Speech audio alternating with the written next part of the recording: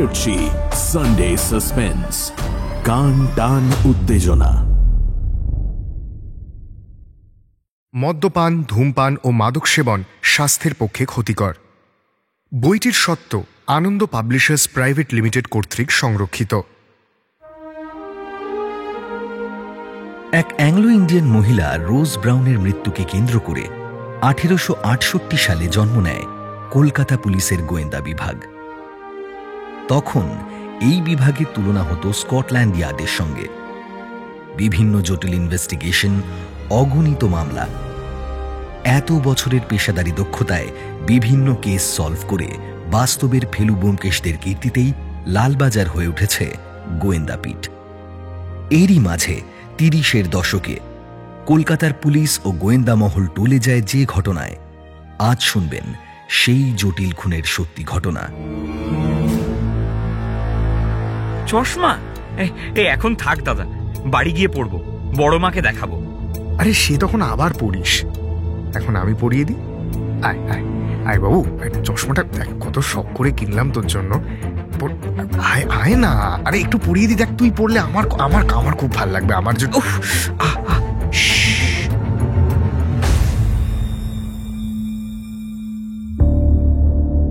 সালটা 1933। কলকাতার বুকে আছড়ে পড়ছে একের পর এক ব্রিটিশ বিরোধী আন্দোলনের ঢেউ। সে বছর নভেম্বর মাসের 26 তারিখে এমন এক অভূতপূর্ব ঘটনা সাক্ষী হয়েছিল মহানগর, যা ঘুম উড়িয়ে দিয়েছিল সমস্ত নগরবাসীর। আজও যে ষড়যন্ত্রের কথা আলোচিত হয় দেশ বিদেশের অপরাধ বিষয়ক লেখালেখিতে, গবেষণায়, বলা হয় one of the first cases of individual bioterrorism in modern world history. Bangla সাহিত্যের রোমাঞ্চকর কিছু গল্প দিয়ে সাজানো আমাদের এই বিশেষ নিবেদন সানডে সাসপেন্স। আজ আপনার জন্য সুপ্রতিম সরকারের গোয়েন্দাপীঠ লালবাজারের প্রথম গল্প পাকুড় হত্যা রহস্য। বেতার নাট্যরূপ হিন্দোল সরকার।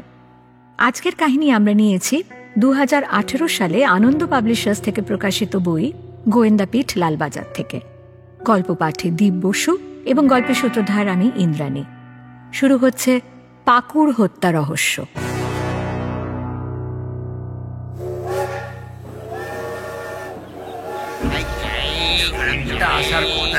হাওড়া স্টেশন, বেলা 2:30 তখন। হাওড়া স্টেশনের গড়পড়তা দুপুর দ্রুত রওনা দিচ্ছে বিকেলের দিকে।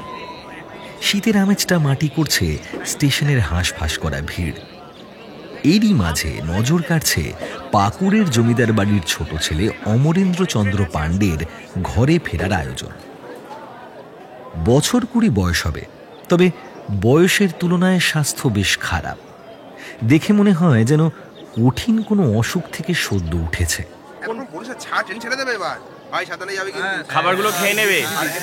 কুলির তাড়াহুড়ো, যাত্রীদের ব্যস্ত সমস্ত ভঙ্গি, কুঝিকঝিক রেলগাড়ির পাক খাওয়া ধোঁয়া, যাকে বলে ক্লাসিক ডিস্ট্রাকশন। কিন্তু কিসের জন্য? এর উত্তর আপাতত আছে এই ভিড়ের মধ্যেই এক খদ্দরের চাদর পরা অজ্ঞাত পরিচয় লোকের কাছে। অমরেন্দ্রর পাত্রমিত্র অমাত্যের দঙ্গলের মাঝেই এই অজ্ঞাত পরিচয় ব্যক্তি হঠাৎ দ্রুত পায়ে হেঁটে এসে অমরেন্দ্রকে হালকা ধাক্কা দিয়ে নিমেষে মিলিয়ে গেল ভিড়ে। কি হলো দাদা ভাই? আরে হাতে কি একটা লাগলো, এই দেখ তো কি হয়েছে। কথা বলতে বলতে ডান হাতের পাঞ্জাবির হাতা গুটিয়ে ফেলল অমরেন্দ্র পাণ্ডে। ছোট বোন বনবালা দেখল দাদার হাতের উপরের দিকে একটা ছোট্ট ক্ষত হয়েছে। তেমন সাংঘাতিক কিছু নয়। এদিকে ট্রেন ছেড়ে দেবে। অমরেন্দ্র পাঞ্জাবি ঠিক করে উঠে পড়ল ট্রেনে। খদ্দরের ময়লা চাদর জড়ানো লোকটা ততক্ষণে কি কাণ্ড করেছে তা জানতে গেলে চলে যেতে হবে পাকুড়ে, আরো আগে 1920 সালে। ব্রিটিশ বাংলার সাঁওতাল পরগনার জেলা সাহেবগঞ্জ। সে আমলে উত্তর পূর্ব ঝাড়খণ্ডের এই জেলার প্রশাসনিক কেন্দ্র ছিল পাকুড়। ব্ল্যাকস্টোনের জন্য আজও বিখ্যাত এই পাকুড়ের উত্তরে ছিল সাহেবগঞ্জ, দক্ষিণে দুমকা, পশ্চিমে গোদ্দা আর পূর্বে বীরভূম, মুর্শিদাবাদ। সময়টা গত শতকের দ্বিতীয় দশক। পাণ্ডে পরিবার তখন পাকুড়ের জমিদার।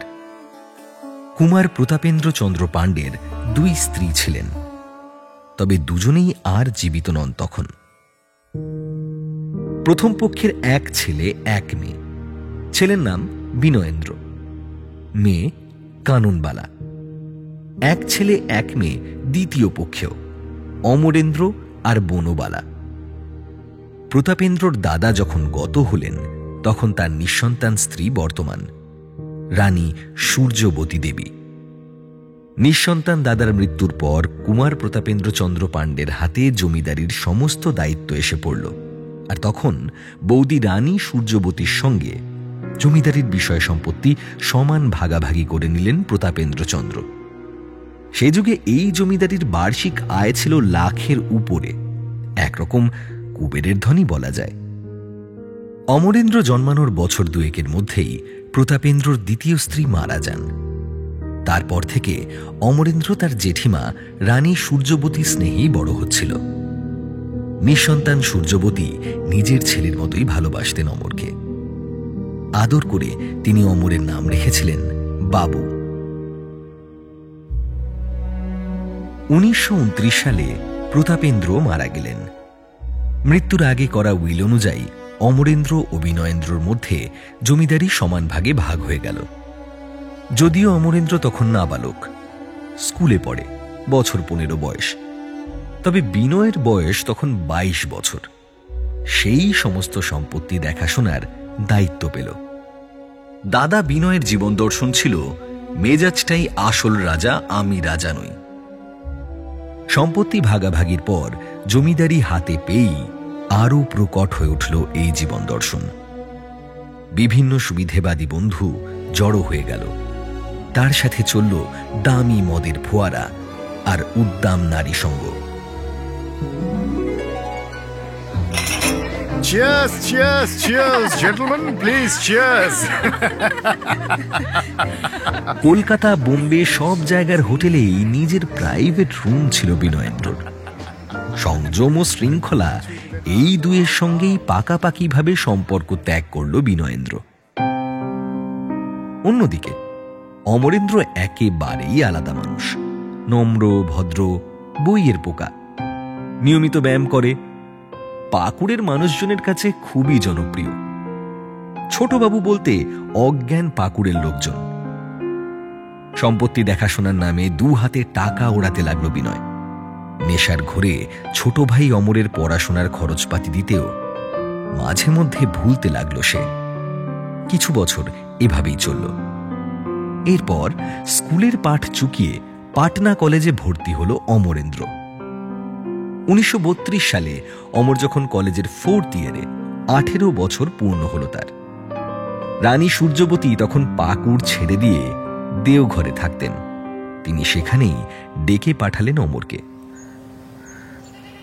বাবু, তোমার তো 18 বছর বয়স হলো, এবার দাদাকে চিঠি লেখো, তোমার ভাগের সম্পত্তিটা দিয়ে দিক। থাক না বড় মা, আমার তো এখনো পড়াশুনো শেষ হয়নি, আগে শেষ করি, তারপর না হয়। এসব কোর্ট কাছারির ব্যাপার ফেলে রাখতে নেই। তুমি বাবা দেরি করো না, আজকেই চিঠি লেখো দাদাকে। বিনয় তখন কলকাতায়। জ্যাঠাইমার নির্দেশে দাদা বিনয়েন্দ্রকে চিঠি লিখল অমর। শ্রীচরণেশু দাদা, আমার প্রণাম নিও। আশা করি তুমি ভালো আছো। আমি 2 মাস আগে কলেজের 4th ইয়ারে উঠেছি, এখানে ভালো আছি। বড় মা বলেছিলেন যেহেতু, তাই তোমাকে এই চিঠি লিখছি। রানী সূর্যবতী বিনয়ের উচ্ছৃঙ্খল জীবন সম্পর্কে বেশ ভালো রকমেরই খবর রাখতেন। তিনি জানতেন যে চিঠি লেখা হলেও বিনয় সহজে সম্পত্তি দেবে না তার ছোট ভাইকে। হলো তাই। চিঠি পাওয়ার পর সম্পত্তি হস্তান্তরে গড়িমসি শুরু করল বিনয়। সম্পত্তি ভাগ করে নিলে তার লাগামহীন টাকা ওড়ানো বন্ধ হয়ে যাবে। তাই অমরকে তার প্রাপ্য অংশ দিয়ে দিতে বিনয়ের অনিচ্ছা স্বাভাবিক। একটা শেষ চেষ্টা করল সে। কোর্টে যাওয়ার আগে নিভৃতে ছাদের ঘরে অমরকে ডেকে বলল, শোন বাবু, জ্যাঠাইমা তোর আর আমার সম্পর্ক খারাপ করতে চাইছে। কিন্তু দাদা, এ সম্পত্তি তো আমার প্রাপ্য, জ্যাঠাইমা তো কিছু করছে না। করছে করছে, তোকে আমার বিরুদ্ধে ফুঁসলে দিচ্ছে। দেখ বাবু, তোর এখন পড়াশোনা করার সময়, মন দিয়ে সেটা কর। কলেজ শেষ করার পর আমি ঠিক তোকে সব দিয়ে দিতাম। দেখ, এখন সম্পত্তি নিলে একটা নতুন চাপ এসে পড়বে না তোর ওপর? মুহূর্তের জন্য অমরের মনে হলো দাদা নেহাত ভুল কিছু বলছে না। খানিকক্ষণ চুপচাপ ভাবল অমর। যদিও সে কিছু বলার আগেই হন্তদন্ত হয়ে দরজা ঠেলে ঘরে ঢুকলেন সূর্যবতী। অমর আর বিনয়কে বসার ঘরে না পেয়ে তার মনে কু ডেকেছিল। ঘরে ঢুকে কোন রূপ ভনিতা ছাড়াই সূর্যবতী জিজ্ঞেস করলেন, কি হয়েছে অমর? ওকে কি বোঝাচ্ছ বিনয়? না, কিছু না, ভাইয়ের সঙ্গে একটু আর কি। আমি আসছি, তোমার কথা বলো। সূর্যবতীকে দেখে বিনয় বুঝল আর সম্ভব নয়। সে একবার বাঁকা চোখে জ্যাঠাইমার দিকে তাকিয়ে ঘর ছেড়ে বেরিয়ে গেল। বিনয় বেরিয়ে যাওয়ার পর অমর বলল, দাদা বলছিল এখন এইসব ভাগবাটোয়ারা না করে আমার কলেজ শেষে করলে ভালো হতো। তা তুমি কি বললে? আমিও সেটাই ভাবছিলাম। আসলে পড়াশোনার চাপ, তার উপর আবার এই জমিদারির কাজকর্ম। পাকুড়ের লোকজন তোমাকে কত ভালোবাসে তা তো তুমি জানো।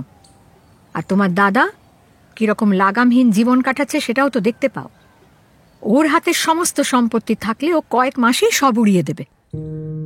জ্যাঠাইমার কথার উপরে আর কোনো কথা বলল না অমর। মা মারা যাওয়ার পর জ্যাঠাইমাকে নিজের মা বলেই জেনে এসেছে সে। আদর করে জ্যাঠাইমাকে বড় মা বলে ডাকে অমর। সেই বড় মা যখন বলছেন সম্পত্তি এখনই ভাগ করে নিতে, নিশ্চয়ই তার ভালোর জন্যই বলছেন।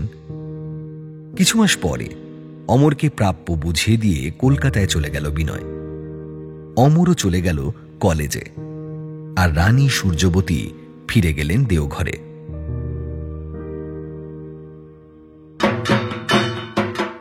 পুজোর ছুটিতে দেওঘরে রানী সূর্যবতীর কাছে বেড়াতে গেল অমর। কলকাতা থেকে বিনয়ও দেওঘরে এলো কিছুদিন পর, কিন্তু আগের তিক্ততার কারণে সূর্যবতীর বাড়িতে সে উঠল না। শহরের অন্যদিকে একটা বাড়ি ভাড়া নিল। একদিন সন্ধ্যায় অমরকে নিয়ে ময়ূরাক্ষীর পাড়ে হাঁটতে বেরোল বিনয়। শরতের নরম পেলব হাওয়া ময়ূরাক্ষী নদীর বুক ছুঁয়ে হু হু করে এগিয়ে যাচ্ছে শহরের গভীরে। নদীতে এদিক ওদিক ভাসছে কয়েকটা ডিঙি নৌকো। পাড় ধরে হাঁটতে লাগলো দুজনে। কি সুন্দর জায়গা না দাদা? বাবু, তোর জন্য একটা জিনিস এনেছি। বিনয়েন্দ্র অমরকে বাবু বলে ডাকতেন। কি জিনিস দাদা? বিনয় পকেট থেকে একটা শৌখিন নাকে আটা চশমা বের করে ভাইয়ের দিকে এগিয়ে দিল। এই দেখ, আয় তোকে পরিয়ে দিই। চশমা? এখন থাক দাদা, বাড়ি গিয়ে পড়বো, বড় মাকে দেখাবো। আরে সে তখন আবার পড়িস, এখন আমি পরিয়ে দিই। আয় আয় আয় বাবু, চশমাটা দেখ কত শখ করে কিনলাম তোর জন্য। আয় আয় না, আরে একটু পরিয়ে দিই। দেখ, তুই পড়লে আমার আমার আমার খুব ভালো লাগবে, আমার জন্য। অমরকে আর প্রতিবাদ করার সুযোগ না দিয়ে চশমাটা পরিয়ে দিল বিনয়। উফ, পরানোর সময় নাকে বেশ একটু ব্যথা পেল অমর। কি হলো বাবু? না না, কিছু না। খোঁচা লেগে নাকের চামড়া হালকা ছড়ে গেলেও দাদাকে কিছু বলল না অমর। বাড়ি ফিরে বড়মা সূর্যবতীকে চশমাটা দেখালো। খুশি মনে অমর বলল, হ্যাঁ, চশমাটা বেশ সুন্দর না বড় মা? চশমাটা হাতে নিয়ে ঘুরিয়ে ফিরিয়ে দেখতে দেখতে হঠাৎ অমরেন্দ্র নাকের দিকে নজর পড়ল সূর্যবতীর। সন্দিহান গলায় জিজ্ঞেস করলেন, দেখি দেখি দেখি, নাকে কি হয়েছে তোমার? কি করে হলো ওটা? ও কিছু না, দাদা যখন চশমাটা পরাচ্ছিল তখন খোঁচা লেগে কেটে গেছে। কথাটা শুনে একটা অজানা অস্বস্তির উদয় হলো সূর্যবতীর মনে। দুদিন যেতে না যেতেই সেই অস্বস্তি পরিণত হলো আশঙ্কায়। হঠাৎ করেই অমরের মুখের একটা দিক ফুলে উঠে অবশ হয়ে গেছে। তৎক্ষণাৎ খবর দেওয়া হলো পারিবারিক চিকিৎসককে। আসুন আসুন ডাক্তারবাবু, কি যে হলো বাবুর? আপনি শান্ত হন রানীমা, আমি দেখছি। সব দেখে শুনে অমরকে পরীক্ষা করে ডাক্তারবাবু বললেন, দেখি দেখি বাবা, জিভটা বের করো, করো। ও, এ যা বুঝছি টিটেনাসের সংক্রমণ হয়েছে। সে কি, তাহলে তো কলকাতায় নিয়ে যেতে। না না রানীমা, এখানেই চিকিৎসা সম্ভব। আপনি ঘাবড়াবেন না, আমি সব ব্যবস্থা করছি। অমরেন্দ্র মনে মনে ভাবল, দাদা কি ইচ্ছে করেই বেশি চাপ দিয়েছিল নাকি? তার মানে চশমাটা পড়তে গিয়ে খোঁচা লেগেই কি ইনফেকশন? সূর্যবতী, অমরেন্দ্রর বন্ধু কমলা প্রসাদ সকলেই অবাক। দেওঘরেই চিকিৎসা শুরু হলো অমরের। অন্যদিকে ভাইকে চশমা পরিয়ে পরদিনই কলকাতায় ফিরে গেছিল বিনয়। সেখানে বসেই সে খবর পেল অমর অসুস্থ। এক পরিচিত ডাক্তার তারানাথ ভট্টাচার্যকে দেওঘরে ভাইয়ের চিকিৎসার জন্য পাঠিয়ে দিল বিনয়। রোগীকে পর্যবেক্ষণ করে তারানাথ বললেন, অবস্থা তো বেশ ক্রিটিক্যাল, এক্ষুনি একটা মরফিন ইঞ্জেকশন দিতে হবে। কিন্তু ততদিনে সূর্যবতীর মনে দানা বাঁধতে শুরু করেছে এক অজানা ভয়, ছেলে হারানোর ভয়। না না, আপনাকে কিছু করতে হবে না। কিন্তু ইঞ্জেকশন না দিলে রোগীকে বাঁচানো কঠিন হয়ে যাবে তো। সে হোক, দেওঘরে অনেক ভালো ভালো ডাক্তার আছেন, যা করার তারাই করবেন। আপনাকে এত ভাবতে হবে না, আপনি এখন আসুন। আরও কয়েকটা স্পষ্ট কথা শুনিয়ে তারানাথকে কলকাতায় ফেরত পাঠালেন সূর্যবতী। এত সব ঘটনায় শরীর খারাপ হয়ে গেছে তার। তারানাথ যাওয়ার পরদিনই কাছারির কাজে একটু বেরিয়েছিলেন সূর্যবতী। তার মধ্যেই বিনয়েন্দ্র এসে হাজির দেওঘরে। ভাই কেমন আছে দেখার অছিলায় সঙ্গে এলেন কলকাতার অভিজ্ঞ ডাক্তার দুর্গা রতন ধর। এসেই গম্ভীর মুখে কিছুক্ষণ অমরকে পরীক্ষা করলেন তিনি। দেখি পালসটা একটু দেখি। পালস তো খুবই লো দেখছি। তারপর নানান যুক্তি দেওয়া শুরু করলেন মরফিন ইঞ্জেকশন দেওয়ার জন্য। তিনি বললেন, আপনারা কি জানেন যে চিকিৎসা বিজ্ঞান এখন কত এগিয়ে গিয়েছে? আপনারা এই দেওঘরে এখনো সেই পুরনো যুগে পড়ে আছেন। পারিবারিক ডাক্তার বললেন, দেখুন, অ্যান্টি টিটেনাস তো দেওয়া হয়েছে, এতেই অমর সেরে উঠবে। এখনো উঠেছে কি? 3 দিন তো হতে চলল। ঠিক আছে, আরো 2 দিন দেখি, তারপর না হয়। ডক্টর ধর কঠোরভাবে মন্তব্য করলেন, হ্যাঁ দেখুন, এখনো রোগীর জ্বর কমেনি, খিঁচুনিটাও কমছে না, ব্লাড প্রেশার হাই। আপনারা জানেন না যে মরফিন ইঞ্জেকশন ছাড়াই খিঁচুনি কমানো সম্ভব নয়? যদি খিঁচুনি আরো বেড়ে যায় তখন কি করবেন? চোখের সামনে রোগী মারা গেলে তার দায় নেবেন আপনি? পারিবারিক ডাক্তার খানিক দ্বিধা ভরে বললেন, কিন্তু মরফিন ইঞ্জেকশন তো এই মুহূর্তে আমাদের কাছে নেই, আনাতে হবে। আমি জানতাম আপনাদের কাছে থাকবে না। এই দেওঘর ছেড়ে একবার কলকাতায় আসুন, দেখুন চিকিৎসা বিজ্ঞান কত এগিয়ে গিয়েছে। ইঞ্জেকশন আমি সঙ্গে এনেছি। আরও কিছু যুক্তি দিয়ে দেওঘরের ডাক্তারদের রাজি করিয়ে ফেললেন ডক্টর ধর। মরফিনের ইঞ্জেকশন দেওয়া হলো অমরকে। আধ ঘন্টা পরে কলকাতায় রুগী দেখার অজুহাত দেখিয়ে বিনয়কে নিয়ে আবার কলকাতার ট্রেন ধরলেন ডক্টর দুর্গা রতন ধর। সূর্যবতী এসে সব শুনে একেবারে স্তম্ভিত হয়ে গেলেন। ওরা চলে যাওয়ার কিছুক্ষণ পরেই আচমকা দ্রুত শারীরিক অবনতি শুরু হলো অমরের। প্রায় অচৈতন্য অবস্থা, ব্লাড প্রেশার বিপদ সীমা ছাড়ালো।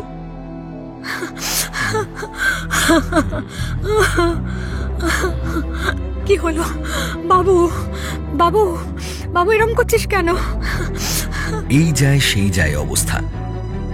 বহু চেষ্টার পর অবশেষে দেওঘরের ডাক্তাররা অবস্থা স্বাভাবিক করে আনলেন।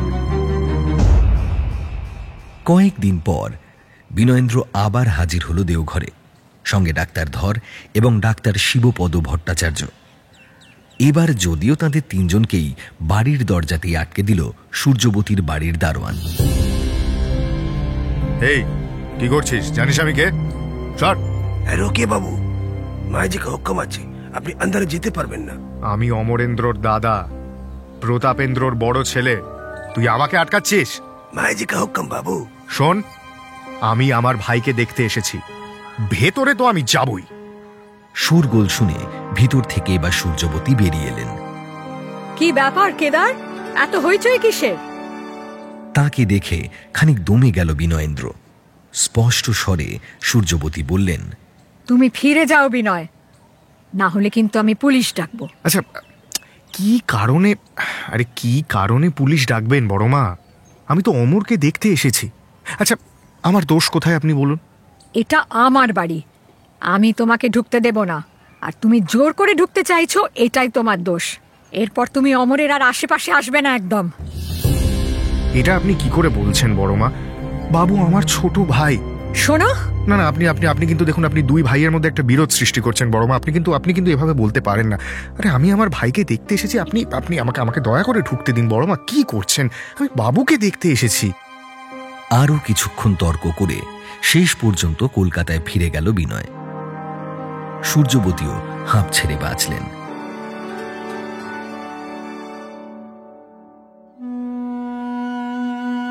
বছর ঘুরল, সাল 1933।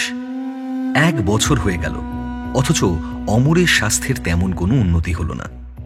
কপালে চিন্তার ভাঁজ পড়ল সূর্যবতীর। যে ছেলের ছোটবেলার অভ্যেস ভোর 5টায় উঠে শরীর চর্চা করা, সে এখন বেলা 10টার আগে বিছানায় ছাড়তে পারে না দুর্বলতার কারণে। আর ওকে নিয়ে দেওঘরে থাকতে চাইলেন না সূর্যবতী। সিদ্ধান্ত নিলেন কলকাতায় গিয়ে উন্নত চিকিৎসা করাবেন। হরিশ মুখার্জি রোডের একটা বিশাল বাড়ি ভাড়া করা হলো। খবর দেওয়া হলো কিংবদন্তি চিকিৎসক ডক্টর নীলরতন সরকারকে। অমরকে দেখে ওষুধপত্র লিখে দিয়ে ডক্টর সরকার বললেন, আপনারা অমরেন্দ্রকে নিয়ে যদি কোথাও ঘুরে আসতে পারেন, সেটা আরো ভালো কাজ দেবে। আমিও এমনটা ভাবছিলাম। বাবু বাইরে কোথাও কয়েক মাস কাটিয়ে আসুক। হ্যাঁ, সেই ভালো, ঘুরে আসুক। কিছুদিন কাজকর্মের চিন্তা থেকে ওকে দূরে রাখা দরকার। ভুবনেশ্বরে চেঞ্জে গেল অমরেন্দ্র। তবু অবস্থার তেমন উন্নতি হল না। যখন তখন মাথা ঘুরে উঠত, অল্পতেই শরীর ক্লান্ত হয়ে যেত। বাবুর যে কি হলো, শরীরটা একেবারেই সারছে না। ছেলেটাকে নিয়ে বড় চিন্তা হয়। খিদেও কমে গেল অমরের। বন্ধুরা নতুন বই সাথে পাঠিয়েছিল, কিন্তু 2-4 পাতা পড়লেই ক্লান্ত হয়ে পড়ে। অমর বুঝতে পারল এখানে থেকে সে সুস্থ হতে পারবে না। অথচ এখানে আগে কত কিছু ভেবেছিল অমর। কোন কোন মন্দির দেখবে, কোথায় কোথায় ঘুরবে, সব প্ল্যান ছকে এসেছিল সে। ভেবেছিল কিছুদিন ভুবনেশ্বরে কাটিয়ে তারপর পুরীর দিকে যাবে। আগে কোনোদিন সে সমুদ্র দেখেনি, যদিও কিছুই আর করা হলো না অমরের। কয়েক মাস পর অসুস্থ শরীরেই ভুবনেশ্বর থেকে পাকুড় ফিরে এলো অমর। ওই অবস্থাতেই জমিদারির কাজকর্ম দেখাশোনা করতে লাগল। কিছু মাস এইভাবেই কাটল। এরপর 1933 সালের নভেম্বর মাসের 18 তারিখ একটা টেলিগ্রাম এলো অমরের নামে। প্রেরক সূর্যবতী দেবী। অমর তখনও পাকুড়ের বাড়িতেই। সূর্যবতী লিখেছেন, কলকাতায় শীঘ্র আসিও, রাজস্ব সংক্রান্ত আইনি আলোচনা রহিয়াছে। বড়মা টেলিগ্রাম পেয়ে সঙ্গে সঙ্গে কলকাতায় রওনা দিল অমরেন্দ্র। ততদিনে একটু সুস্থ হয়েছে অমর। আগের মতো অতটা ক্লান্তি ছেয়ে ধরে না সবসময়। বইপত্র পড়া শুরু করেছে অল্প বিস্তর। কলকাতা পৌঁছে অমর জানতে পারল সূর্যবতী দেবী আদৌ আসেননি কলকাতায়। সঙ্গে সঙ্গে সে দেওঘরে টেলিগ্রাম করল ও উত্তরে সূর্যবতী জানালেন তিনি কোনো টেলিগ্রামই করেননি, অর্থাৎ টেলিগ্রামটি ভুয়ো। এই ভুয়ো টেলিগ্রামের খবর পেয়েই সূর্যবতী বুঝেছিলেন এ কাজ বিনয় ছাড়া আর কারো হতেই পারে না। তিনি তাই অমরকে সতর্ক করে দিলেন বিনয় যেন ওর কাছে পিঠে ঘেঁষতে না পারে। অমর কলকাতায় এসেছে শুনে ওকে দেখতে এলো বিনয়। বাধ্য হয়ে দেখা করতেই হলো অমরকে। টেলিগ্রামের ব্যাপারে বিনয়কে অমর সরাসরি প্রশ্ন করল, এই টেলিগ্রাম তুমি করেছো দাদা? কই দেখা। আচ্ছা, তোর কেন মনে হচ্ছে এই টেলিগ্রাম আমি করেছি? তোকে কলকাতায় ডাকার দরকার হলে আমি নিজের নামে টেলিগ্রাম করতে পারতাম না? অমর কি উত্তর দেবে বুঝতে না পেরে প্রসঙ্গ ঘুরিয়ে জিজ্ঞেস করল, উকিলের কাছে একটা খবর শুনলাম, সেটাও কি মিথ্যে? কি খবর? আমাদের জয়েন্ট অ্যাকাউন্টে বাবার রেখে যাওয়া টাকা তোলার চেষ্টা করেছিলে তুমি, জাল সই দিয়ে। মিথ্যে কথা বাবু, কি বলছিস এসব? সব মিথ্যে। কি প্রমাণ আছে? তোর ওই উকিলটাই যত নষ্টের গোড়া। আমাদের সম্পর্ক ভেঙে দিতে চায় বাবু। আর শুধু উকিল কেন, আর একজন আছে যে আমাদের সম্পর্ক খারাপ করতে চায়, তোর বড় মা। বড় মাকে নিয়ে বাজে কথা বলবে না দাদা। কেন বলবো না? সেবার তুই যখন অসুস্থ হলি, আমি কলকাতা থেকে ডাক্তার নিয়ে গেলাম, আমাকে বাড়িতে ঢুকতেই দিল না, জানিস? কেন দেবে? তোমার ওই ডাক্তারই তো আমায় প্রায় মেরে ফেলেছিল মরফিনের ইঞ্জেকশন দিয়ে। কে বলেছে তোকে এসব বাবু? কি তুই আমাকে বলতো, কে বোঝাচ্ছে তোকে এসব? বড় মা নিশ্চয়ই। বড় মা? জানতাম। তুই তো তখন প্রায় অজ্ঞান। কি জানিস তুই? শুধু বড় মা বলেনি, আরো অনেকেই বলেছে। মিথ্যে বলেছে বাবু। তুই বুঝতে পারছিস না, তোকে আর আমাকে আলাদা করার চেষ্টা চলছে। দেখ দেখ অমর, তুই আমার ছোট ভাই, তোর কোনো ক্ষতি হোক তাকে আমি চাইবো? দেওঘরের ডাক্তাররা ভুল চিকিৎসা করেছিল, সেই জন্য তোর এই অবস্থা হয়েছিল। মরফিনের ইঞ্জেকশনটা সময় মতো না দেওয়া হলে অবস্থা আরো খারাপ হতো। ইঞ্জেকশন দেওয়ার সময় আমার যথেষ্ট জ্ঞান ছিল, ওটা নেওয়ার পরই শরীর খারাপ হতে শুরু করে। তুমি আমাকে সম্পত্তির জন্য মারতে চাও দাদা?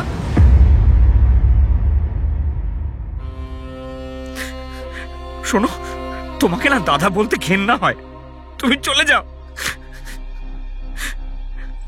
আমাকে আমাকে ঘৃণা করিস না বাবু। তুই আমার ছোট ভাই, আমি তোর আপন দাদা রে। কাঁদতে কাঁদতে অমরেন্দ্রর বাড়ি থেকে বেরিয়ে গেল বিনয়েন্দ্র।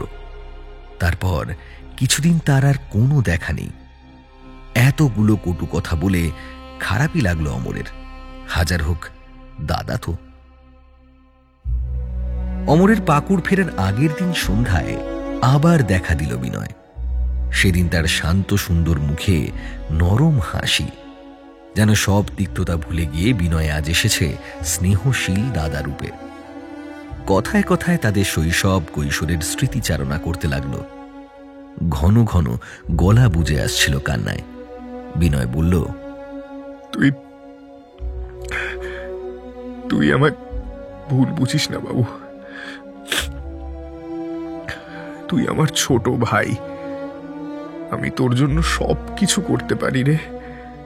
তুই বিশ্বাস কর, আমি সব ছেড়ে দেব, সব। অমর এতদিনে দাদার চরিত্র ভালো মতোই বুঝতে পেরেছে, তবুও দাদা, তাই সেদিন আর কোনো খারাপ কথা বলল না অমর। চোখ মুছে নাক টেনে বিনয় আবার বলল, শরীরের যত্ন নিস বাবু, কালকেই তো ফিরছিস।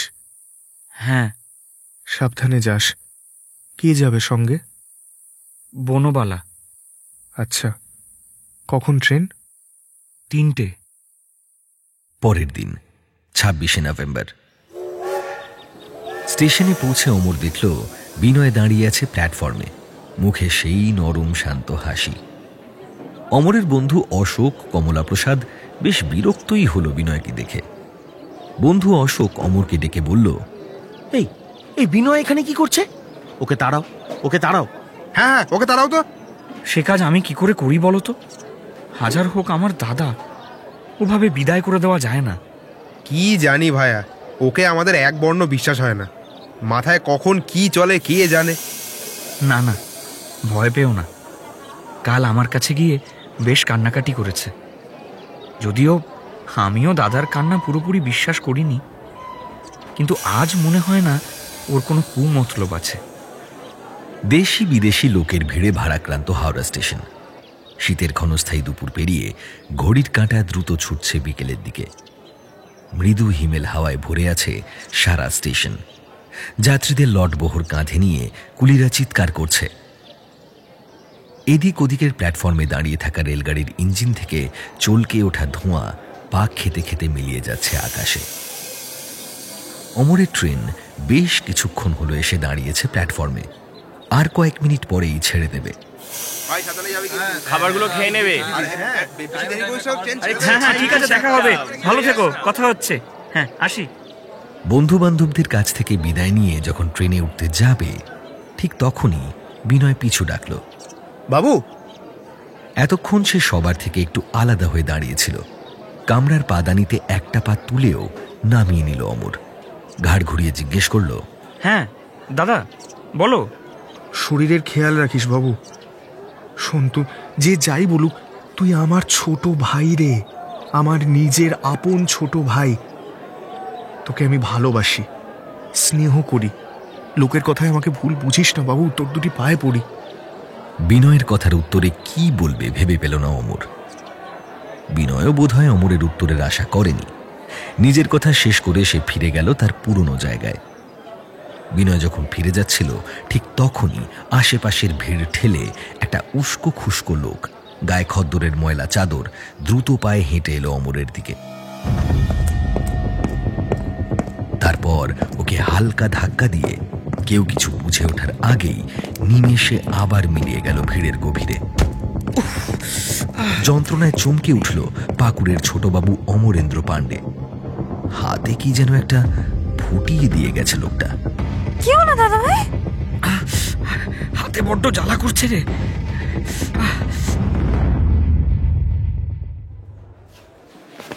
কথা বলতে বলতে পাঞ্জাবির ডান হাতের হাতাটা গুটিয়ে ফেলল অমর। বনবালা দেখল দাদার হাতের উপরের দিকে একটা ছোট্ট ক্ষত। চিৎকার শুনে বিনয়ও আবার ফিরে এলো অমরের কাছে। কৌতূহলী চোখে জিজ্ঞেস করল, সরো সরো সরো সরো সরো, সব এখান থেকে সরো। ও আমার ভাই, সরো সরো এখান থেকে সরো। দেখি, আমাকে দেখাতো কি হয়েছে। এই দেখো, কি একটা ফুটে গেছে দাদা ভাইয়ের হাতে। হ্যাঁ তাই তো। লোকটা কে ছিল রে অমর? কি জানি দাদা, পকেট মার হবে হয়তো।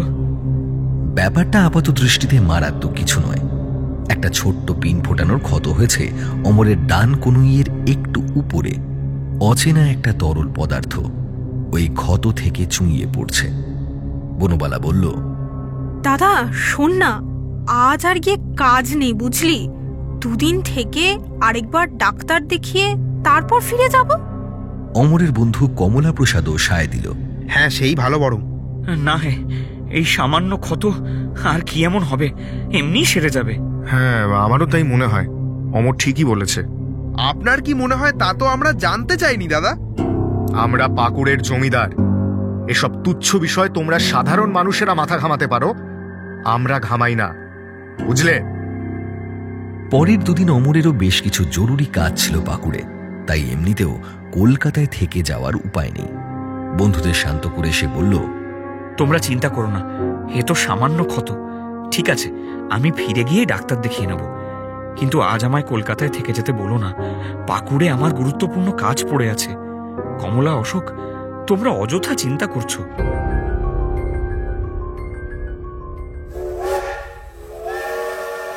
বন্ধুদের বুঝিয়ে বনবালাকে নিয়ে ট্রেনে উঠে পড়ল অমর। ট্রেন ছুটল পাকুড়ের উদ্দেশ্যে। ভাই বোন যখন ট্রেনে বিকেলের জলখাবার খাচ্ছিল তখন বনবালা বলল, দাদা ভাই, আমার কিন্তু ব্যাপারটা ভালো ঠেকছে না রে। কেন রে? না ওই মানে পিন ফোটানোর ব্যাপারটা, মনটা কেমন খচখচ করছে। ও কিছু না, পকেট মারটার হবে। ছোট খুরফুর ছিল হয়তো হাতে। খুঁড়ে অমন দাগ হয় নাকি? তাছাড়া আমি লোকটাকে আগেও কোথাও দেখেছি জানিস, ঠিক মনে করতে পারছি না কিছুতে। যা, কি যে বলিস, তুই আবার কোথায় দেখলি? না রে, দেখেছি কোথাও, একেবারে এক চেহারা। চেহারাটা আমিও দেখলাম, বেঁটে মিশকালো, গায়ে খদ্দরের চাদর, পায়ে চপ্পল। এই এই দাদা ভাই, মনে পড়েছে। মনে আছে গত সপ্তাহে যখন পূর্ণ থিয়েটারে সিনেমা দেখতে গিয়েছিলাম আমরা, ওই লোকটা টিকিট কাউন্টারের সামনে ঘোরাঘুরি করছিল। আরে ধুর, তোর মনের ভুল, এই বেশি ভাবিস না তো। দাদার ধমকে চুপ করে গেল বনবালা। যদিও পরদিনই বোঝা গেল বনবালার আশঙ্কা অমূলক ছিল না। প্রবল অসুস্থ হয়ে পড়ল অমর। 28শে নভেম্বর অমরকে আবার ফিরিয়ে আনা হলো কলকাতায়। রাসবিহারী অ্যাভিনিউয়ের একটা বাড়ি ভাড়া করলেন সূর্যবতী। কলকাতার প্রবাদ প্রতিম ডাক্তার নলিনী রঞ্জন সেনগুপ্ত এলেন অমরকে দেখতে। ডাক্তার সেনগুপ্তর পরামর্শে ব্লাড কালচার করা হলো। ততক্ষণে অমরের ডান হাত ফুলে উঠেছে। থার্মোমিটারের পারদ 105 ছাড়িয়েছে। ব্লাড প্রেশারও বাড়ছে হু হু করে। ডাক্তাররা বুঝলেন রোগী হাতের বাইরে চলে যাচ্ছে। এই কেমন রোগ? কি হয়েছে আসলে অমরের সঙ্গে?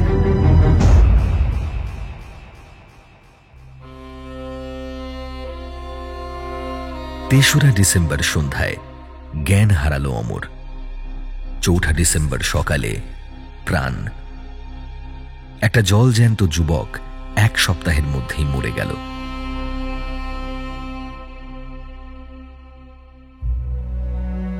পরদিন ব্লাড কালচারের রিপোর্ট এলো, যা পড়ে স্তম্ভিত হয়ে গেলেন ডাক্তাররা। অমরের রক্তে মিশেছিল প্যাস্চুরেলা পেস্টিস ব্যাকটেরিয়া, প্লেগের জীবাণু।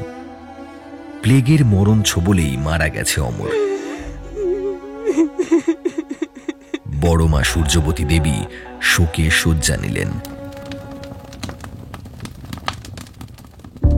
দাহকার্য শেষ হওয়ার পর জমিদার বাড়ির উকিল কালিদাস গুপ্তকে নিয়ে অমরের বন্ধু কমলা প্রসাদ ও আরও কয়েকজন বন্ধুবান্ধব যোগাযোগ করল কলকাতা পুলিশের সঙ্গে। যদিও বিনয়ের বিরুদ্ধে কোনো প্রমাণ তাদের হাতে ছিল না। পুলিশের তরফে জানানো হলো, দেখুন, কেবল সন্দেহের ভিত্তিতে তো আমরা বিনয়েন্দ্রকে গ্রেপ্তার করতে পারি না, তাই না? একেই পোস্টমর্টেম হয়নি, তার উপর দেহে প্লেগের জীবাণু পাওয়া গেছে। এ তো রোগের আক্রমণে স্বাভাবিক মৃত্যু। এখানে বিনয়েন্দ্রের হাত কোথায়? শুনুন, আমরা জানি হাত আছে, আমরা সবাই জানি হাত আছে। গত 5 বছরে কলকাতায় মোটে 1 মানুষ মারা গেছেন প্লেগে, সেও অবাঙালি বিদেশি।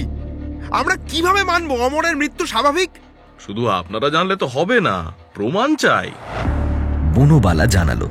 সে নিজের স্টেটমেন্টে বলল, দেখুন, বিনয় দাদা এর আগেও বেশ কয়েকবার দাদাভাইকে মারতে চেয়েছে। আগেও? হ্যাঁ, আমার মন বলছে ওই দিন হাওড়া স্টেশনে ওই লোকটাই কোনোভাবে দাদার শরীরে প্লেগের জীবাণু ঢুকিয়ে দিয়েছিল। বেঙ্গল ইন্টেলিজেন্স সার্ভিসের অফিসাররা এইবার একটু নড়ে চড়ে বসলেন। অফিসার মিত্র জিজ্ঞেস করলেন, নমস্কার, আমি শরৎ, ইনভেস্টিগেটিং অফিসার, বেঙ্গল। আচ্ছা, হাওড়া স্টেশনে ঠিক কি হয়েছিল? দেখুন, যেদিন আমি আর দাদা কলকাতা থেকে পাঁকুড়ে ফিরছিলাম, সেদিন হাওড়া স্টেশনে ভিড়ের মধ্যে একজন কালো চাদর গায়ে দেওয়া বেটে খাটো লোক দাদার হাতে একটা পিনের মতন কিছু একটা ফুটিয়ে ভিড়ের মধ্যে মিলিয়ে যায়। হ্যাঁ হ্যাঁ হ্যাঁ, আমরাও দেখেছিলাম। অমরের হাতে ছোট্ট একটা ক্ষত হয়ে গেছিল, আর ক্ষত থেকে একটা তরল গড়িয়ে পড়ছিল। রক্ত? না, রক্ত নয়, কালারলেস, অন্য কিছু। হ্যাঁ, অন্য কিছু। বিনয়েন্দ্র তখন কোথায় ছিলেন? আমাদেরই সঙ্গে, হাওড়া স্টেশনে। তাহলে তো ব্যাপারটা আরো জটিল হয়ে গেল। যে লোকটা পিন ফুটিয়েছিল তাকে শুধু খুঁজে পেলেই চলবে না, তার সঙ্গে বিনয়েন্দ্রের যোগাযোগও খুঁজে বের করতে হবে। নমস্কার, আমি জমিদার বাড়ির উকিল কালিদাস গুপ্ত। এই নিন আমাদের আর্জি। আপনারা আপাতত বিনয়ের ওপর নজর রাখুন কিছুদিন, ও যেন পালিয়ে যেতে না পারে।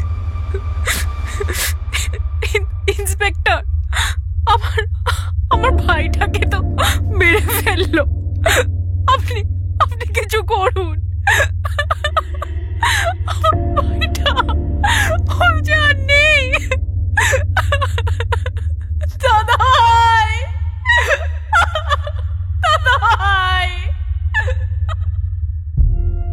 অমরের মৃত্যুতে কলকাতার চিকিৎসক মহল বেশ চিন্তায় পড়ে গেল। নাম করা সব চিকিৎসকরা শেষ সময় অমরের পাশে ছিলেন। তাঁরাও কিছুতেই হিসেব মেলাতে পারছিলেন না কিভাবে স্বাস্থ্যসম্মত জীবনযাপন করা এক যুবকের অকাল মৃত্যু হল প্লেগের আক্রমণে। কিছু তো একটা গোলমাল আছেই। নিজেদের মধ্যে আলাপ আলোচনা শেষ করে অমরের বন্ধু বান্ধব, আত্মীয় পরিজন সবার সঙ্গে কথা বলে 3 মাস পর 1934 সালের 12ই ফেব্রুয়ারি ডাক্তাররা এক ঝাঁক প্রশ্ন পাঠালেন ট্রপিক্যাল মেডিসিনের ডিরেক্টরের কাছে। প্লেগের ব্যাসিলায় কি হাইপোডার্মিক নিডলের মাধ্যমে শরীরে প্রবেশ করানো যায়? গেলে কত পরিমাণে? যতটা যায় ততটা কি প্লেগে আক্রান্ত হয়ে মৃত্যুর জন্য যথেষ্ট? এছাড়া আরও বেশ কিছু টেকনিক্যাল খুঁটিনাটি বিষয়। 4 দিন পর ট্রপিক্যাল মেডিসিনের ডিরেক্টর উত্তর দিলেন ডাক্তারদের প্রশ্নের। তিনি তার রিপোর্টে লিখলেন, এই মৃত্যু অস্বাভাবিক।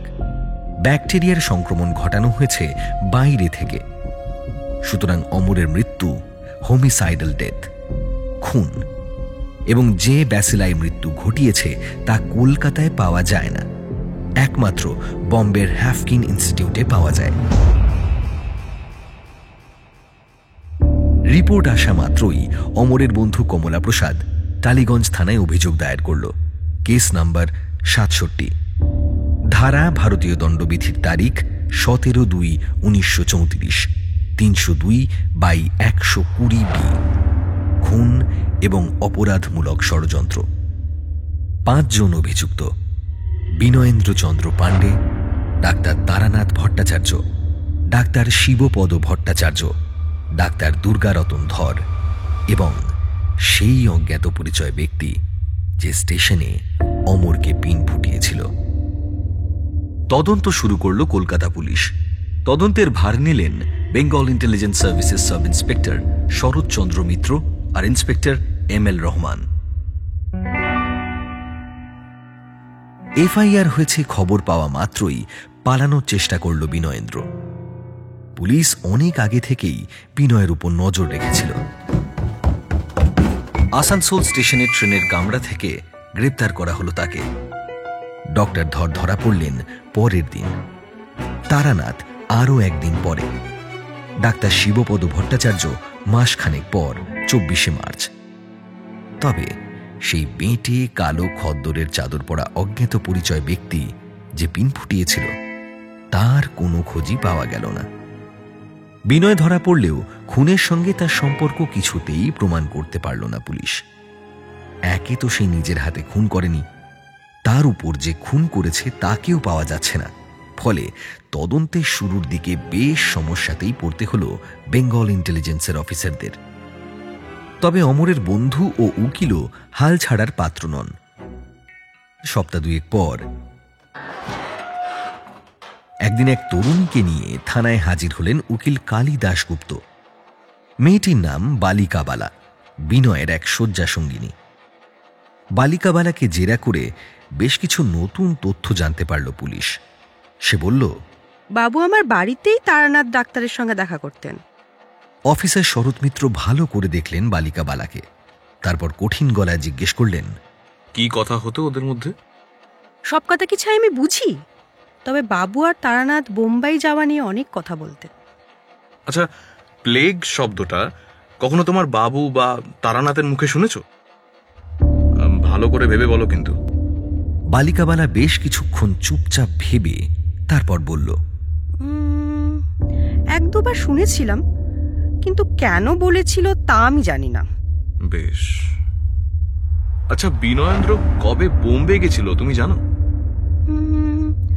গত বছরে তো গেছিল, বাবু তারানাথ ডাক্তার দুজনেই। এতক্ষণ উকিল কালিদাস গুপ্ত চুপ করে সব শুনছিলেন। হঠাৎই অধৈর্য হয়ে বললেন, আরে বাবা, আমি বলছি তখনই নিশ্চয়ই বোম্বে থেকে প্লেগের জীবাণু নিয়ে এসেছিল ওরা। আমারও তাই মনে হচ্ছে উকিল বাবু। তবে জীবাণু নিয়ে আসা তো আর চারটিখানি কথা নয়। দেখুন, প্রপার ডকুমেন্ট ছাড়া তো হ্যাফকিন ইনস্টিটিউট কাজ করবে না। অমরের তরফের উকিল কালিদাসবাবু যেন সব ভেবেই এসেছেন। তিনি অবলীলায় বললেন, ঘুষ শরৎবাবু, ঘুষ। বিনয়ের টাকার অভাব নেই, বাংলার অন্যতম ধনী জমিদার বাড়ির ছেলেও। সেটাই একমাত্র লজিক্যাল অপশন ঠেকছে আমার কাছে, বুঝলেন উকিল বাবু? বেশ, আমরা বোম্বে পুলিশের সঙ্গে যোগাযোগ করে দেখছি। এবার মনে হচ্ছে একটা দল পাওয়া যাবে। সেদিনই বোম্বে পুলিশের সঙ্গে কথা হলো শরৎ মিত্রর। ইতিমধ্যে আরও একটা নতুন তথ্য এলো পুলিশের হাতে। তদন্ত করে জানা গেল তারানাথ আদতে জাল ডাক্তার। বোম্বে থেকেও খবর এলো বোম্বের প্লেগ হাসপাতালে ব্যাকটেরিওলজিস্ট পরিচয়ে ডাক্তার তারানাথ কিছুদিন প্লেগের জীবাণুর পরীক্ষা নিরীক্ষা করেছেন গিনিপিগের উপরে। তারানাথের সঙ্গে বোম্বেতে অন্য একজন লোকও ছিল। বোম্বে পুলিশের ধারণা দ্বিতীয় লোকটি বিনয়েন্দ্র। এতদিনে পুলিশের হাতে কিছু এভিডেন্স এলো বিনয়কে জেরা করার জন্য। ইন্সপেক্টর রহমান আর দেরি করতে চাইলেন না। তিনি সরাসরি চেপে ধরলেন বিনয়কে।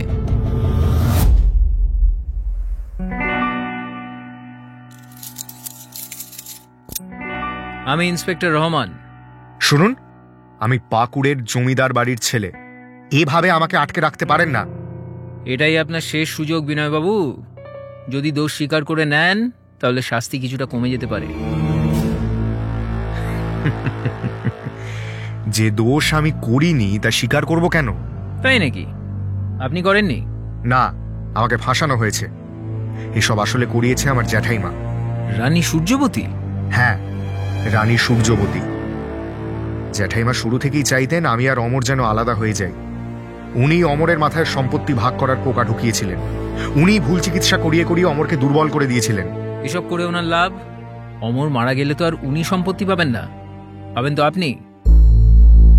দেখুন রহমান বাবু, অমরকে সরানোর পর উনি আমাকেও সরিয়ে দিতেন। আমাদের জমিদারের উকিল, ডাক্তার সব ওর কথায় উঠে বসে। আচ্ছা ঠিক আছে, মানলাম আপনার কথা, কিন্তু এবার বলুন তো, বালিকাবালা নামে আপনি কাউকে চেনেন? গ্রেপ্তার হওয়ার এতদিন পর এই প্রথম বিনয়ের মুখে এক মুহূর্তের জন্য বিভীষিকা নেমে এলো। দুঁদে অফিসার রহমানের তা চোখ এড়ালো না। মনে মনে হাসলেন তিনি। পাখি ফাঁদে পা দিয়েছে। বিনয় আমতা আমতা করে বলল, বালিক না, কে কি আমি চিনি না। মেয়েটি কিন্তু আপনাকে চেনে। আমি জমিদার বাড়ির ছেলে, অমন অনেক মেয়েই আমাকে চেনে, তাতে আমার দোষ কোথায়? না, কোথাও না। তবে মেয়েটি এসেছে আমাদের কাছে। আপনি আর তারানাথ ওর বাড়িতে বসে যা পরামর্শ করতেন তা সবকিছু বলেছে আমাদের। তাই নাকি? তা কি পরামর্শ করতাম? এই যে আপনাদের বোম্বে যাওয়ার প্ল্যান, হ্যাফকিন ইনস্টিটিউটে প্লেগের জীবাণু নিয়ে আসার প্ল্যান, এইসব। রাবিশ, অশিক্ষিত মেয়েটা হাফকিন ইনস্টিটিউটের নাম মনে রেখেছে এতদিন। যাক, স্বীকার করলেন যে আপনি বালিকাবালাকে চিনতেন।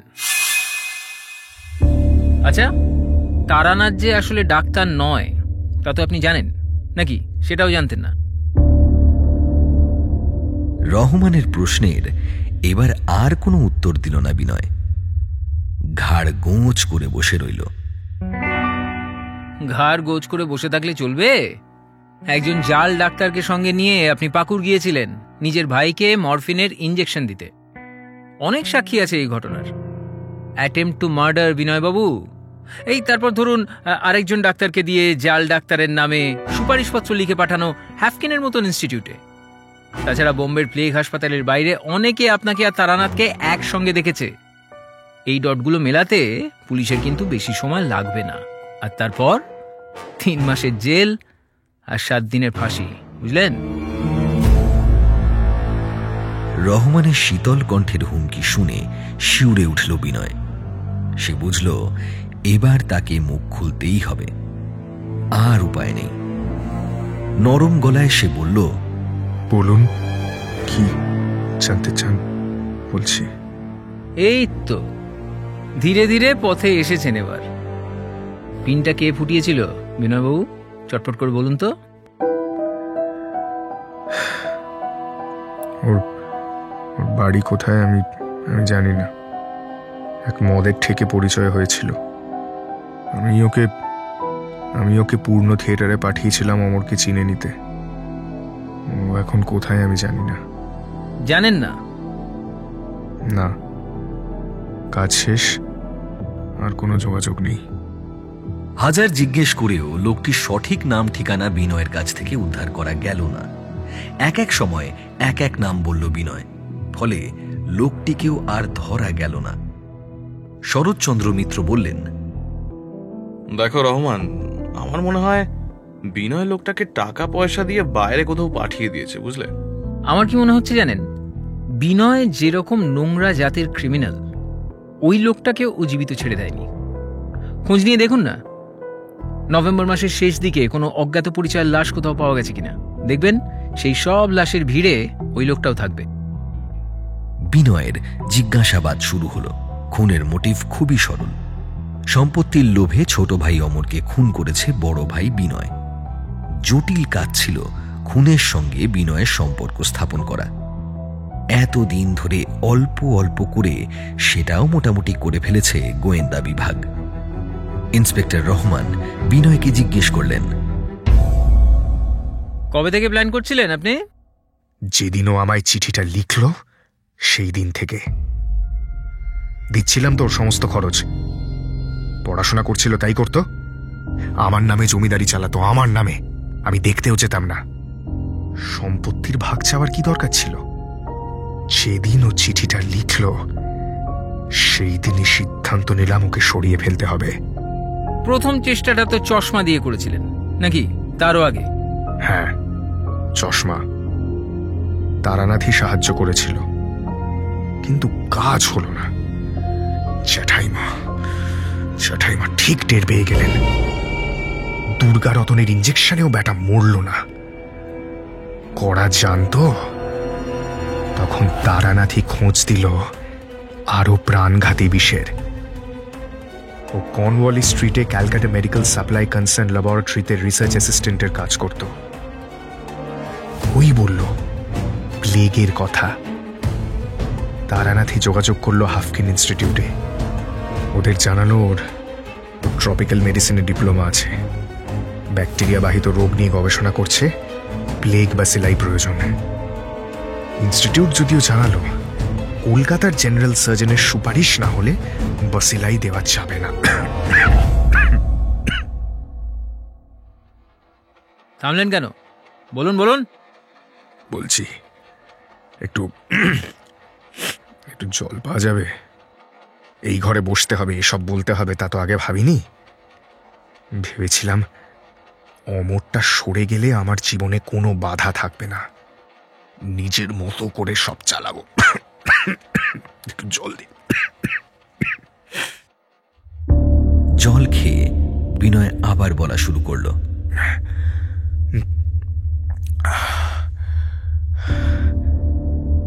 কোথায় ছিলাম যেন? ওই যে কলকাতার জেনারেল সার্জনের সুপারিশ না হলে ব্যাসিলাই দেওয়া যাবে না। তারপর? ও হ্যাঁ, তো অজ্ঞাত কুলশীল তারানাথকে সুপারিশ আর কে করবে? ডক্টর শিবপদ আর দুর্গারতনের সঙ্গে আবার যোগাযোগ করলাম।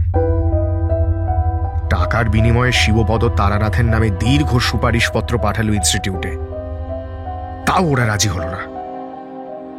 আর কোনো উপায় না পেয়ে জুন মাসে আমি নিজেই একবার শেষ চেষ্টা করতে বম্বে গেলাম। ইনস্টিটিউটের 2 ডাক্তারকে বম্বের বিলাসবহুল সিভিউ হোটেলে নিয়ে গিয়ে টাকা, মদ, জুয়া জলের মতো উড়িয়েছি। টাকা জলের মতো খরচা করেছি যাতে অমরটা আমার রাস্তা থেকে সরে। ব্যাস, আর কি? ওরা ভাইরাস আনতে রাজি হয়ে গেল। জুলাইয়ের 7 তারিখে লাইভ প্লেগ কালচারের ভায়াল আমার হাতে এলো, কোনো ধরনের প্রমাণ ছাড়াই। জিনিসটা হাতে পেয়ে ভেবেছিলাম ভালোই হলো একদিক থেকে, সরকারিভাবে আনলে প্রমাণ থেকে যেত। এখন আর কোনো প্রমাণই রইল না। বম্বের প্লেগ হাসপাতালে ব্যাকটেরিওলজিস্ট পরিচয়। তারানাথকে সুযোগ করে দিলাম প্রাথমিক পরীক্ষা নিরীক্ষার। গিনিপিগগুলোর উপর প্রয়োগ করে নিশ্চিন্ত হলো তারানাথ এটা প্লেগেরই বিষ। ব্যাস, তারপর আর কি? অমরকে ভুয়ো টেলিগ্রাম করে কলকাতা আনলাম। পাকুড়ের মতো জায়গায় এই কাজ করতে গেলে ধরা পড়ে যেতাম। এর জন্য দরকার ছিল জনবহুল জায়গা। অমর কলকাতায় আসার আগেই শোভাবাজারের এক মদের ঠেক থেকে একটা লোককে ধরে নিয়ে এলো তারানাথ। কিছুদিন ওকে ট্রেনিং দিলাম আমরা দুজনে। নিখুঁত ট্রেনিং, ডিটেইলড প্ল্যানিং, কিভাবে সূঁচ ফুটিয়ে জীবাণু পুশ করতে হবে। তারপর অমর কলকাতায় এলো। আমি আর তারানাথ ঠিক করলাম ওর ফেরার দিনে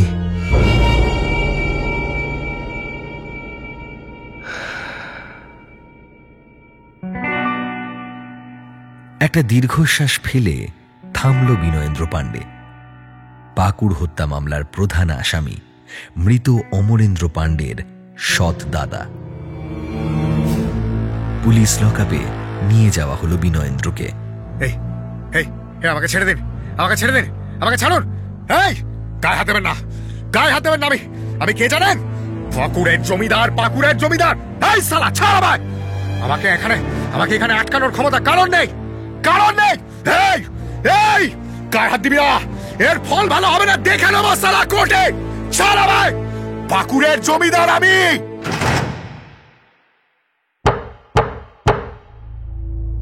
অমরেন্দ্র হত্যা মামলা কোর্টে উঠল। বিচার চলাকালীন জলের মতো অর্থ ব্যয় করল বিনয় নিজেকে বাঁচানোর জন্য, যদিও তাতে কোনো লাভ হলো না। ততদিনে কলকাতা পুলিশের গোয়েন্দারা সমস্ত তথ্য প্রমাণ সাজিয়ে ফেলেছে। বিনয়ের বোম্বে যাত্রার দিনপঞ্জি, হোটেলের নথি, রেজিস্ট্রারের হস্তাক্ষর, হ্যাফকিন ইনস্টিটিউটে যাতায়াতের প্রমাণ, যে দোকান থেকে ইঁদুর কেনা হয়েছিল সেই দোকানের মালিকের জবানবন্দি, একে একে সব কোর্টে পেশ করল পুলিশ। নিম্ন আদালত বিনয়েন্দ্র আর তারানাথের ফাঁসির আদেশ দিল। উচ্চ আদালতে আপিল পেশ হল যথা নিয়মে। ফাঁসির সাজা কমে কালা পানি হল বিনয় আর তারানাথের। বিচারক লর্ড উইলিয়াম ভূয়সী প্রশংসা করলেন কলকাতা পুলিশের গোয়েন্দা বিভাগের। তিনি বললেন যে এই কেসে আততায়ীকে খুঁজে পাওয়ার সম্ভাবনা প্রায় ছিলই না। হয়তো এই কেস কোনোদিন কোর্টে উঠতও না। সুদূর ভবিষ্যতেও আততায়ীকে খুঁজে পাওয়ার সম্ভাবনা প্রায় শূন্য। কেবল সার্কামস্ট্যান্সিয়াল এভিডেন্সের উপর ভিত্তি করে ঘটনাগুলোকে সাজিয়ে কলকাতা পুলিশ যেভাবে অপরাধীদের ধরেছে তা সত্যি অভূতপূর্ব। কেস সম্পর্কে বলতে গিয়ে কেবল একটা লাইনই বেশ স্পষ্ট স্বরে কাটা কাটা ইংরেজিতে বললেন Lord William, Probably unique in the annals of crime. সত্যি এটাই সম্ভাব্য প্রথম বায়ো ওয়েপন যা দিয়ে খুন করা হয় অমরেন্দ্রকে। 1929 সালে পাকুড়ের জমিদার প্রতাপেন্দ্র চন্দ্র পাণ্ডের মৃত্যু দিয়ে এই কাহিনী শুরু হয়েছিল, আর চূড়ান্ত জবনিকা পড়েছিল ভারত স্বাধীন হওয়ার পর। 1947 সালে স্বাধীন ভারত সরকার আন্দামান জেলের সমস্ত রাজনৈতিক বন্দীদের মুক্তি ঘোষণা করলে বিনয়েন্দ্র মুক্তি লাভ করে পাকুড় ফিরে যান। ততদিনে অবশ্য তিনি বদ্ধ উন্মাদ। পরিবারের লোকজনকে যখন তখন খুনের হুমকি দিতেন। রাত বিরেতে ঘুম ভেঙে দৌড়ে চলে যেতেন কোনো এক অদৃশ্য ছায়াকে অনুসরণ করে। এ বাবু, বাবু, বাবু, বাবু, এইদিকে আয়, এইদিকে, এইদিকে আয়, এইদিকে আয়, আয় বলছি। বাবু কথা শোন, এদিকে, এদিকে, এদিকে, শোন, শোন, এই সম্পত্তি আমার, এই সম্পত্তি আমার বাবু, আমার অমর। শোনে বাবু, জেদ করিস না বাবু, জেদ করে না। দাদা তোকে কত ভালোবাসে বাবু। বাবু এদিকে, এদিকে সূচ ফুটিয়ে দেব, সূচ ফুটিয়ে দেব শালা। এদিকে বাবু, এদিকে, এদিকে আয়। শেষে বাড়ির লোকজন অতিষ্ঠ হয়ে পুলিশে খবর দিলেন। যখন পুলিশ এলো বিনয়েন্দ্রকে নিয়ে যেতে, সে ঘরের ভিতরে ঢুকে দরজা বন্ধ করে দিল। তার কাছে একটা বন্দুক ছিল, সেটা দিয়েই সে গুলি ছোড়া শুরু করলো পুলিশের দিকে। এই এই সবাই বদমাশ, সবাই বদমাশ। বড়মা পাঠিয়েছে তোদের, বড়মা পাঠিয়েছে। মর মর মর মর মর, তোদের সবকটার মৃত্যু আমার হাতেই লেখা আছে। মর মর। এরপরে অমরটাকে খুঁজে বের করে মারবো। মর মর। বিনয়ের মাথা ঠিক নেই, কিন্তু তার হাতে যে বন্দুক, পুলিশও পাল্টা গুলি ছুড়ল, আর পুলিশের ছোড়া গুলিতেই প্রাণ যায় বিনয়ের। আর তারানাথ আন্দামানে যাওয়ার পর তার আর কোনো খোঁজ পাওয়া যায়নি। ধারণা করা হয় সে সেলুলার জেলে থাকতেই মারা গেছিল। সত্যি মানুষের প্রাণ বড়ই সস্তা, সামান্য পিন ফুটিয়েই নিয়ে নেওয়া যায়, কিন্তু অপরাধবোধ তাকে তো ঢাকা যায় না। নাভি চামড়া ফুঁড়ে তা বেরিয়ে আসে। পয়সার লোভে নিজের ভাইকে খুন করেছিল বিনয়, কিন্তু শেষ পর্যন্ত তা হজম হল না তার ও তার সাকরেদদের। অন্যায়ের বিরুদ্ধে বড় জয়লাভ করল গোয়েন্দাপিঠ লালবাজার।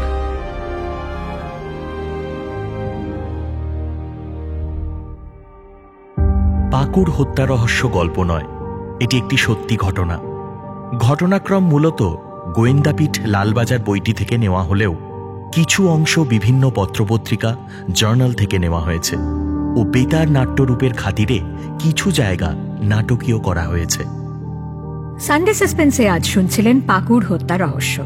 রচনা সুপ্রতিম সরকার, বেতার নাট্যরূপ হিন্দোল সরকার, গল্প পাঠে দীপ বসু, বিনয়েন্দ্রের চরিত্রে অগ্নি, অমরেন্দ্র, ঋতব্রত মুখার্জি, রানী সূর্যবতী, ইন্দ্রাণী, শরৎ মিত্রের চরিত্রে অন্বেষ দত্ত, রেহমান নীল, বনবালা, সিঞ্জিনী নন্দী, বালিকাবালা সুপ্রীতি, তারাশঙ্কর ও উকিল ইন্দ্রনীল, কমলা প্রসাদ অরিজিৎ, পারিবারিক ডাক্তার অভিজিৎ এবং সঙ্গে মির্চি টিম।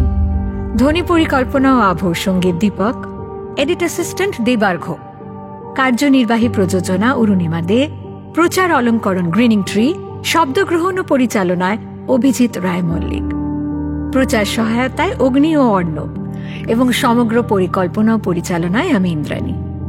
সানডে সাসপেন্স আপনি শুনতে পারেন এক্সক্লুসিভলি মির্চি বাংলা ইউটিউব চ্যানেলে এবং গানা অ্যাপে।